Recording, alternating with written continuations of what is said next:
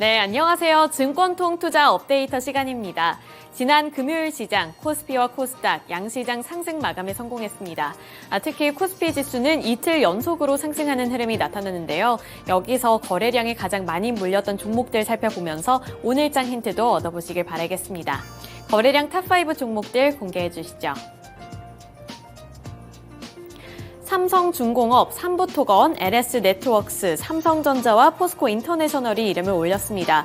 반도체 투톱 중에서는 삼성전자 쪽으로 거래량이 많이 몰렸는데요. 다만 SK하이닉스와 비교했을 때 SK하이닉스는 3%대 강세 흐름을 나타냈지만 삼성전자는 거래량에 비해서는 주가가 1%대 약세를 기록했다는 점도 체크해 보셔야겠습니다. 1.53% 하락한 76,600원의 종가를 기록을 했고요. 2차전지 관련해서 금요일 시장에서는 2차전지주들의 반등 움직임이 뚜렷하게 나타났습니다.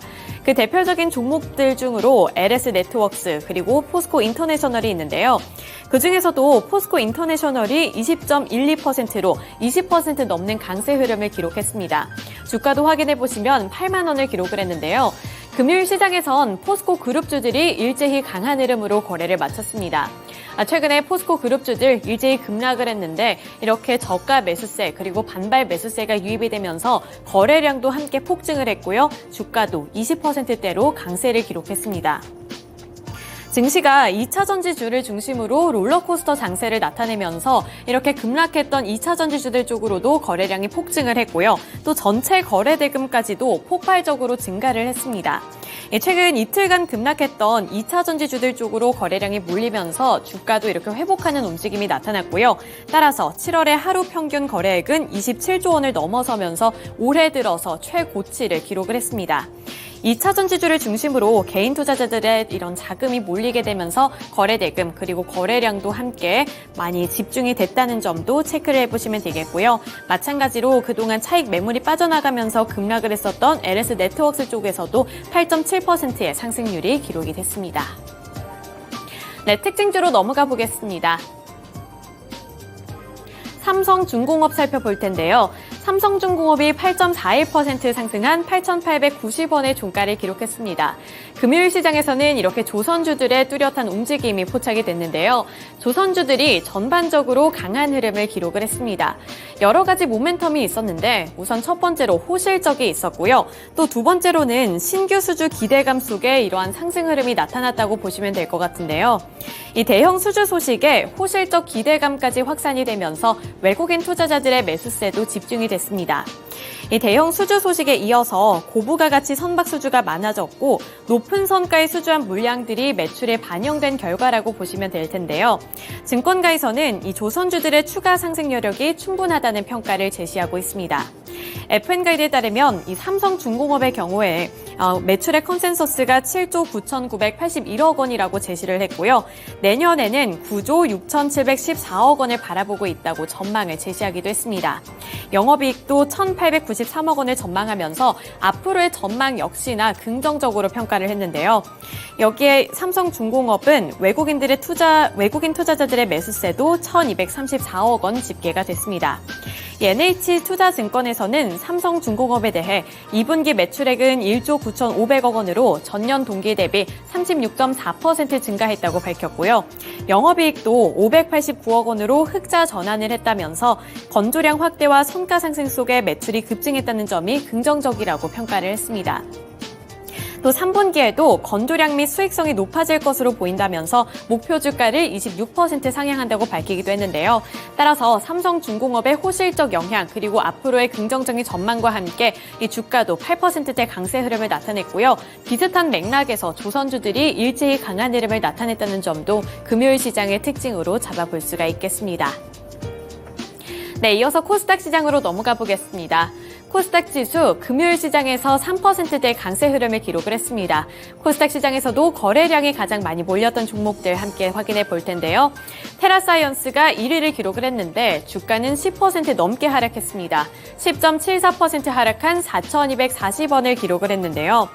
이 테라사이언스는 개인 투자자들의 매도세가 큰 폭으로 집계가 됐습니다.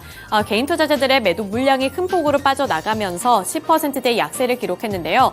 다만 수급 주체별로 살펴봤을 때는 외국인 투자자들이 매수를 했다는 점은 특징이 되겠습니다. 테라사이언스 앞으로의 긍정적인 전망이 제시가 되고 있는 만큼 수급 주체별로 확인해 보셔야겠고요. 앞으로의 주가 양상도 확인해 보시면 되겠습니다. 그 아래로 지니너스와 서남이 20% 넘는 강세 흐름을 기록했는데 이 두 가지 종목은 특징주에 넘어가서 보도록 하겠고요. 아래로 포스코 DX 그리고 비올도 이름을 올렸습니다. 포스코 그룹주들이 전반적으로 강한 흐름을 나타낸 가운데 포스코 DX도 8.96%로 강세로 거래를 마쳤고요. 주가 확인해 보시면 31,000원을 기록했습니다.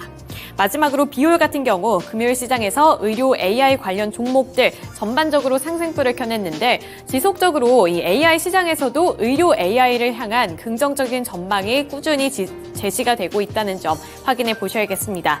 비올의 주가도 16.55% 강세를 기록하면서 8,100원을 기록했습니다. 네, 넘어가서 코스닥 시장에서의 특징주 살펴보시죠. 네, 첫 번째 특징주로 지니너스 살펴보겠습니다. 지니너스의 주가부터 확인해 보시면 29.99%로 상한가를 기록했고요. 5,180원의 종가를 기록했습니다. 이 지니너스는 유전체 분석 전문 기업인데요. 공시를 통해서 신규 법인 설립에 따라 일본 계열사인 GXD 주식회사를 추가했다고 밝혔습니다. 이 GXD는 생물 정보의 조사, 분석, 조합, 교환과 치환 등과 이를 이용한 새로운 물질 개발과 판매 그리고 서비스업을 영위하는 기업이라고 하는데요. 인공지능 신약 개발 플랫폼을 통해서 항암 백신 임상 진입 기대감이 지속되고 있는 가운데 이러한 새로운 소식이 전달이 되면서 지니너스의 주가도 상한가를 기록했습니다. 네, 두 번째 특징주로 넘어가 보겠습니다. 두 번째 특징주는 서남입니다. 서남의 주가 27.19%로 역시나 강한 흐름을 나타냈고요. 4,350원의 종가를 기록했습니다. 서남의 경우에도 개별적인 호재 소식이 전달이 됐는데요. 이 한국연구진이 상온의 상압 초전도체를 개발했다는 논문이 알려지면서 국내뿐만 아니라 해외에서도 주목을 하고 있습니다. 약 30도의 상온에서 전기 저항이 사라지는 초전도성 물질을 찾았다고 밝힌 건데요. 이 찾아냈다는 상온 초전도체는 과학계에서 난제 중에 하나로 꼽히고 있던 부분이었습니다. 이 발표와 검증 실패를 반복해왔기 때문에 이러한 소식에 한국 그리고 외국에서도 주목을 한 거였고요. 이러한 분위기 속에서 투자자들의 기대감 그리고 매수세까지도 집중이 되면서 서남의 주가가 27% 넘게 올랐다고 보시면 되겠습니다. 하지만 외국 학계에서는 비판적인 의견을 제시하고 있고요. 국내에서도 학계가 아직 검증이 필요하다면서 신중한 분위기라는 점은 유의하시면서 투자 포인트를 잡아보셔야겠습니다. 네, 이렇게 코스피 시장 그리고 코스닥 시장에서의 특징주들까지 함께 알아봤고요. 이번 한 주 시작은 어떠한 특징주로 시작을 하면 좋을지 오늘은 하이투자증권의 이창환 부장 연결해 보겠습니다. 네, 부장님 안녕하세요. 네, 안녕하세요. 네, 지난 금요일 시장 수급 특징 함께 분석해 봤는데요. 오늘 시장에서 눈여겨보면 좋을 만한 종목은 어떤 게 있을까요? 지난주 수급 특징들 보면은 그 2차전지 대표주 종목 특히 금요일장에 에코프로그룹이랑 포스코그룹주가 수급 좀 들어온 것들이 확인됐으니까, 오늘 포스코퓨처에만 말씀드리겠고요. 목요일날 뉴스가 이제 포스코퓨처엠이 우리은행으로부터 3년간 2조 금융 지원 받았다는 그 뉴스가 나왔고, 그 우리은행과 2차전지 핵심 소재 경쟁력 강화를 위한 금융 지원 업무 협약을 체결했다라는 얘기가 좀 나왔고요. 그래서 앞으로 3년간 양극재 시설이라든가 해외 사업 진출을 위해서 2조 원 정도의 규모의 금융 지원을 받게 될 예정이다. 그래서 포스코퓨처 같은 경우에 어떤 그 증설 자금을 어떤 그 금융 지원을 통해서 일정 부분 해결했다는 점들이 긍정적이고, 동사가 또 이제 뉴스가 또 하나 나온 게 2025년도에 그 LFP용 그 양극재를 약 2만 톤, 연계 2만 톤 정도 생산할 계획이다라는 발표가 있었고요. 또 2030년까지는 15만 톤 캐파를 확장하겠다라고 목표를 좀 발표를 했었고, 최근에 이제 동사가 이제 2030년까지 하이니켈 양극재를 연간 100만 톤까지 생산 목표를 확대를 했거든요. 이게 이제 기존 목표량이 60%를 상회한 거기 때문에 그래서 주가가 다시 한번 그 에코프로비엠에 비해서 다소 고평가의 논란이 있었지만은 주가가 다시 한번 올라가는 모습이라서 그 에코프로비엠 이것도 같이 좋지만은 포스코홀딩스, 포스코퓨처 요 조합도 같이 포트에 좀 조정 시 모아가시는 전략이 괜찮을 것 같고요. 그래서 포스코치 오늘 시가 떴을 때보다는 어쨌든 장중 최대한 눌렸을 때 분할을 좀 접근해 보시는 전략이 저는 개인적으로 괜찮을 것 같습니다.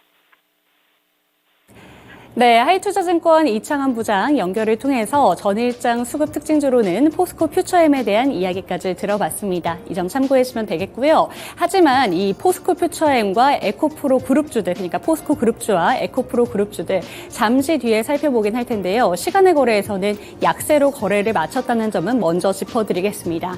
그렇다면 시간의 거래에서는 어떤 종목들이 주목을 받았는지 화면을 통해서 확인을 해보도록 하겠습니다. 먼저 상승한 탑5 리스트 확인해 볼 텐데요. 조선내화, 효성중공업, 동국제강과 동국홀딩스, 팅크웨어 순으로 지금 이름을 올렸습니다. 시간의 거래에서 상승한 종목들 특징적인 부분 먼저 짚어드리자면 모든 종목들이 지금 상한가를 기록했다는 점이고요. 실적 발표에 의해서 투자자들의 매수세가 강하게 몰렸다는 점입니다. 조선내화 상한가 이유 함께 살펴보도록 하겠습니다. 조선내화는 금요일장 인적 분할 이후에 처음으로 재상장한 날이었습니다. 상장 첫날 26%까지 주가가 급등을 했다가 결국에는 29%의 급락세로 거래를 마쳤는데요. 지금 보시는 것처럼 29.25% 하락을 하면서 3만 원의 종가를 형성했고요. 시간의 거래에서는 10% 상한가를 꽉 채워내면서 3만 3천 원에 거래를 마쳤습니다. 지난 1월에 조선내화는 인적 분할을 단행해서 분할 존속회사로 CR홀딩스로 변경 상장한 이후에 조선내화를 신설회사로 재상장했는데요. 참고로 CR홀딩스도 금요일장 본장에서 같이 29%의 하한가를 기록하면서 거래를 마쳤습니다. 하지만 CR홀딩스 같은 경우에는 시간의 거래에서는 어떠한 변경도 없었고요. 지금 현재 조선내화만이 시간의 거래에 10% 상한가를 꽉 채워내면서 거래를 마쳤습니다. 네, 넘어가서 효성중공업과 동국제강, 동국홀딩스는 호실적을 발표하면서 상한가를 기록했는데요. 또 다른 동국그룹주인 동국CM도 시간의 거래에서 6.78% 상승하며 거래를 마쳤습니다. 먼저 효성중공업은 장마감 이후에 발표된 실적 공시에서 매출액은 21%, 영업이익은 103% 늘었다라고 밝혔고요. 당기 순이익이 무려 300% 이상 급증했습니다. 그렇기 때문에 시간외에서 매수세가 강하게 몰렸다는 점 확인하시면 되겠고요. 9.98% 상승하면서 14만 7,700원에 거래를 마쳤습니다. 동국제강과 동국홀딩스 모두 9% 이상의 상한가를 기록을 했는데요. 동국그룹주 같은 경우에는 실적에 대해서 투자자들이 긍정적인 평가를 보여줬습니다. 하지만 지난달 1일을 기점으로 기존 동국제강은 동국홀딩스와 동국제강 그리고 동국CM으로 3개의 회사로 분할한 만큼 전년과의 비교는 불가능했는데요. 경기 침체로 인한 수요의 부진에 판매 가격이 하락했음에도 긍정적인 실적이었다라고 투자자들의 평가를 하면서 매수세가 몰렸습니다. 먼저 동국제강은 2분기 매출액이 4,305억 원, 영업이익은 515억 원으로 영업이익률이 약 12%를 기록했고요. 동국CM은 영업이익률이 3%였다라는 점 참고하시면 되겠습니다. 네, 끝으로 팅크웨어도 살펴보도록 하겠습니다. 팅크웨어 9.93% 상승으로 13,390원에 거래를 마쳤는데요.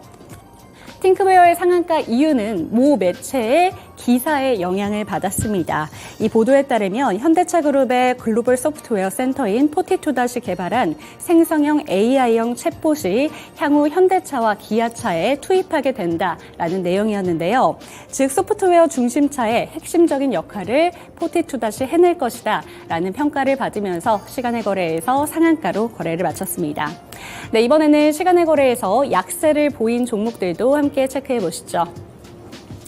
고바이오랩, 에스텍스 중공업, ALT, 신성 델타테크, 포스코 인터내셔널 순으로 지금 이름을 올렸는데요. 여기서는 고바이오랩이 하한가를 기록했고요. 지금 가장 하단에 포스코 인터내셔널이 이름을 올렸는데 조금 전에 오프닝에서도 말씀드린 바와 같이 포스코 그룹주 그리고 에코프로 그룹주 일제히 모두 시간의 거래에서는 약세로 거래를 마쳤습니다. 다만 하이투자증권 이창환 부장님께서 조금 전에 수급 특징주로 알려주신 것처럼 조금 조정을 받을 때 모아가라라는 전략도 말씀을 해주셨으니까요. 이 점도 참고해 보시기 바라겠습니다. 지금 나머지 종목들은 하한가의 이유, 그러니까 하락의 이유가 특별히 나오진 않았는데요. 고바이오랩은 공시에 의해서 하한가로 거래를 마친 만큼 특징주로 살펴보도록 하겠습니다. 네, 정기장에서는 1.82% 상승하면서 1,050원에 거래를 마쳤던 종목이었는데요. 시간의 거래에서는 9.95% 하락으로 9,050원에 약세로 거래를 마쳤습니다. 고 바이오랩 같은 경우에는 지금 시간외에서 하한가를 기록한 이유가 궤양성 대장염 치료제인 마이크로바이옴 신약과 관련해서 FDA 및 식약처에서 임상 이상 시험을 자진 취하했다라는 공시에 매도세가 몰렸습니다. 이 자진 취하의 이유로 환자 모집이 어렵고 전략적인 경영 의사 결정이었다라고 밝히긴 했는데요. 이 점과 함께 공시 속에 매도세가 몰리면서 9.95% 하락하며 거래를 마쳤습니다. 네, 이렇게 시간외에서 상승한 종목들 그리고 하락한 종목들까지 살펴봤는데요. 월요일장 주목하면 좋은 시간의 특징주는 어떤 종목이 있는지도 함께 여쭤보도록 하겠습니다. 네, 부장님 안녕하세요. 네, 안녕하세요. 네, 시간의 거래에서는 어떤 종목을 살펴보면 좋을까요? 효성중공업 좀 봐야 될 것 같고요. 뭐 실적도 뭐 너무 어마무시하게 나왔기 때문에 영업이익이 857억 남았는데 예상치가 438억이었으니까 엄청나고요. 이게 이제 전년 동기 대비해서 103% 증가가 남았고 지배주주 순이익이 544억 나왔는데 예상치가 218억이었습니다. 실적 자체가 이제 그 전년 동기 대비해서도 525% 성장이 나왔기 때문에 뭐 실적 이루 말할 수 없을 것 같고요. 뭐 추정치 대비 영업이익 90%, 지배주주 순이익은 149% 상회해서 뭐 시간의 상한가 뭐 당연하다 보시겠고 특히 전력기기 부분의 영업이익이 570억 나와가지고 이게 이제 영업이익이 그 8% 달성이 됐거든요. 이전 분기 때 그 4%이고 2022년도 때 그 7%대 이후로 그 1%대까지 줄었다가 이게 지금 영업이익이 빠르게 올라갔는데 그 고마진 오더 매출 인식이 본가가 되고 이게 되면서 영업이익이 올라갔다는 게 상당히 고무적이고요. 또 이 건설 부분 같은 경우도 실적 상당히 좋은데 다른 건설사에 비해서도 그냥 밸류에이션 상당히 그 저평가 좀 받았습니다. 그런데 이런 부분도 좀 그 재평가를 받아야 되지 않는가 싶어서 오늘 효성중공업 가지고 계신 분들은 잘 끌고 가셔도 좋을 것 같고요. 지금 전력기기 쪽에 지금 미국 지역의 수출이 지금 굉장히 지금 가파르고 있고, 그리고 이 글로벌 전력기기 수요 자체가 지금 공급자위 시장으로 완전히 판이 바뀌어가지고, 이게 이제 수주 규모도 올라가고, 수주의 퀄리티 자체가 상당히 좋아져가지고, 중장기적으로도 실적 성장이 계속 좀 진행될 수밖에 없다라고 좀 말씀드려서, 효성중공업을 비롯해서, 그런 전력기기 관련 종목들은 꾸준히 잘 보시면 좋을 것 같습니다. 네, 전일장 시간의 특징주로는 효성중공업 짚어주셨습니다. 네, 오늘도 좋은 말씀 감사드립니다. 네, 고맙습니다. 네, 이렇게 효성중공업에 대해서 이야기를 해주시면서 전력기기 관련 종목들 주목해보면 좋을 것 같다라는 말씀 해주셨는데요. 특히나 효성중공업 같은 경우에는 수주도 올라가고 뿐만 아니라 수주의 퀄리티도 증가할 것이다, 아주 좋아질 것이다 라고 얘기를 해주신 만큼 이 점 참고하셔서 투자에 결정해 보셨으면 좋겠습니다. 네, 연이은 실적 발표 그리고 주요국들의 통화 정책에 따라서 참 감을 잡기가 힘든 시장이다라고 느끼실 수도 있을 것 같은데요. 어렵게만 느껴지는 시장 그 안에서도 저희가 숨겨져 있는 수익을 어떻게든 찾아서 차려놓고 있을 테니까요. 끝까지 저희 증권통과 함께 해주시길 바라겠습니다.